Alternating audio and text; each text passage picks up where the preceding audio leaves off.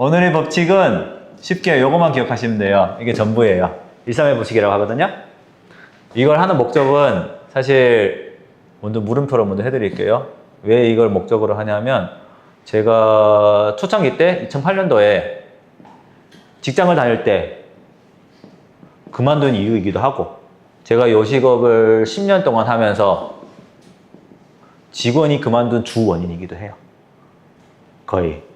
그러니까 거의 저희 20년 동안에 해왔던 이거죠. 이것 때문에 제가 그만두기도 했고 직원이 그만두기도 했어요. 근데 모든 회사도 대부분 이것 때문에, 왜냐하면 제가 들어가 있는 단톡방이 막말은 아닌데 대한민국에서 거의 탑4에 들어가거든요. 대한민국에 거의 한 100억대 이상 대표님들은 거의 다 이 문제로 많이들 고민해요. 그래서 이게 목적이 이거예요. 전 처음에 이 회사를 다녔을 때 3년 동안 이게 없었어요. 내가 왜 하는지 모르거든요. 매년마다. 그러니까 급여랑 상관없어요. 내가 이만큼 하는데 왜 이만큼 못 받아. 결국 이게 없었던 거예요. 회사를 직원들한테 급여를 계속 올려줬어요.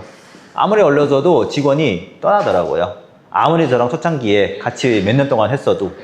그럼에도 불구하고 나중에 깨달았던 게 이거였어요. 성장감이 없는 거예요.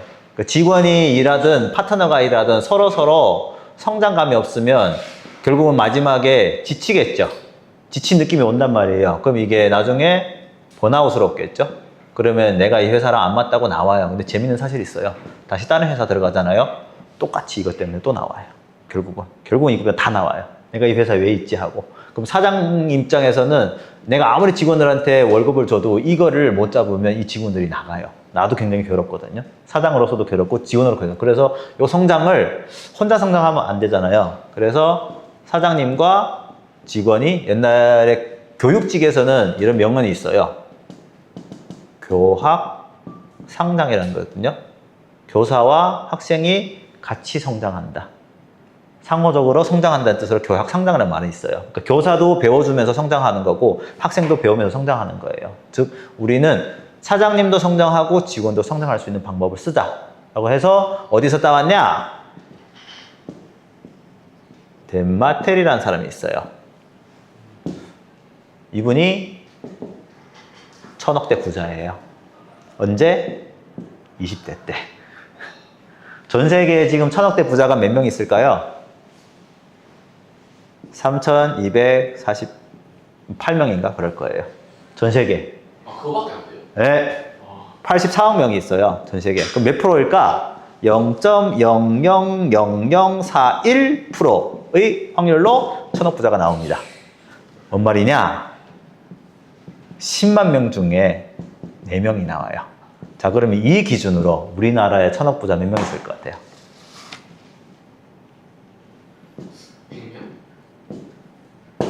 48명입니다. 이분이 20대 때 이미 1000억 부자가 됐어요. 그리고 지금 42세인가 그럴 거예요. 40대 됐는데 이분이 가져온 원칙, 이걸로 이 회사가 몇백억대인가? 몇백억대 회사를 움직이는데 회사 직원이 딱 15명이에요. 그럼 몇백억 움직이고 있어. 시스템이 딱 요거예요. 131. 간단해요. 하나의 문제 정의, 그리고 3개의 추천, 3개의 대안, 그리고 하나의 추천 플러스 알파 하면 이유겠죠. 요게 1, 3, 1입니다. 그래서 사장이 직원한테 이야기할 때랑 직원이 사장할 때 이야기할 때랑 똑같아요. 뭔가 문제 있으면 문제 정리를 하나 하고 3가지 대안을 내놓고 하나의 추천안을 내놓습니다. 그리고 대화가 시작돼요. 이게 없으면 대화가 시작이 안 되기로 룰을 정해버렸어요. 그러면 어떻게 성장하냐? 직원 입장에서는 처음에는 좀 괴로울 수 있어요. 문제를 먼저 정의를 한 다음에 대안이 보통 없어요. 그냥 바로 사장님 하면 물어보겠죠. 그러면 성장이 없어요. 왜? 모든 결정과 사고는 사장님이 하기 때문에 직원은 성장이 어려워요. 그래서 이 대안을 쓰면서 직원이 강제 성장합니다. 할 수밖에 없죠. 내가 이 문제를 봉착했을 때 사장한테 물어보는 게 아니고 내가 대안을 만들어야 되니까 당연히 성장을 하겠죠. 찾게 되고. 근데 의외로 여기에서 재미있는 현상이 일어나요. 스스로 문제가 해결될 경우가 되게 많아요. 이 문제가 해결되면 사장한테 뭐가 해야 돼요? 그냥 요 대안이고 요 추천했는데 요거 좋습니다 하면 사장님은 그냥 네 라고 하면 끝나요. 근데 사장이 봤을 때도 이게 좋은 추천이란 말이에요. 그게 무슨 뜻이에요? 직원이 성장했다는 뜻이죠. 사단은 마찬가지로 직원한테 무슨 업무를 지시할 때도 이런 문제가 있는데 대안시가 있는데 요거 어때 하고 네가 한번 처리해봐 라고 던져주는 거예요. 그럼 직원은 뭐예요? 목표가 명확하니까 사장도 업무를 지시할 때 성장을 하는 거죠. 그래서 요게 정상적으로 작동된다는 거죠. 그래서 요거를 회사에다가 일주일 동안 10억 운영을 해보겠다고 했어요. 그래서 저기 봉관 대표님이 저한테 요청을 했거든요. 그래서 제가 찾아서 요거를 찾았거든요. 옛날에 있었던 거여가지고 요거를 회사에다가 일주일 동안만 지원하면 각자 어떤 느낌이 드는지 제가 봤을 때 성장성이 압도적으로 올라가요. 처음엔 좀 괴로워요. 느낌적으로는 괴로울 거예요. 왜냐하면 요 부분 때문에 어렵단 말이에요. 근데 요즘 AI가 돼서 이게 되게 의외로 수월해졌어요. 그래서 문제 정의를 하고 대안을 만들고 추천을 하고 이제 뭐랄까요? 결정권자는 결정만 하면 끝나는 거죠. 반대로 와도 똑같다는 거죠. 어떠십니까? 끝. 제스파크 거랑 똑같네요. 물어보면 대안 주잖아요. 네. 딱딱딱딱. 저는 이거를 클로드 코드에 넣었는데 클로드 코드가 이틀 만에 굉장히 이게 좋아졌어요.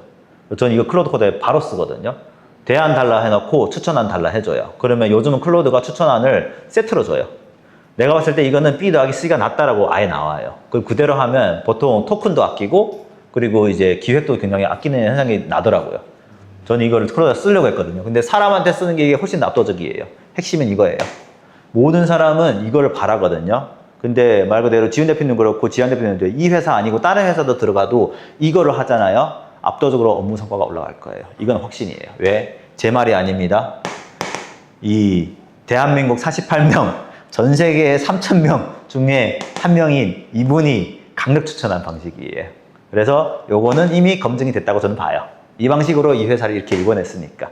그러니까 이 방식을 저희가 빌려가지고 수정을 하는 거죠. 안 되면 이게 2개일 수도 있고 아니면 4개일 수도 있고. 아니죠? 죄송한데 명령어 좀 정리해 주시나요? 명령어로 하는 게. 네, 지금 저거 구조를 요것만 외우면 돼요. 하나의 문제, 3개 대안, 하나의 추천. 끝. 명령. 네. 저 숫자만 기억하면 명확하죠? 대안이 7점. 네. 오케이.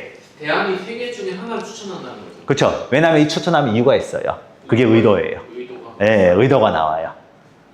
그러면서 서로 성장하는 거예요. 어떠세요? 좀 좋습니다. 오케이. 다음 부터부터 진행. 네. 이상입니다.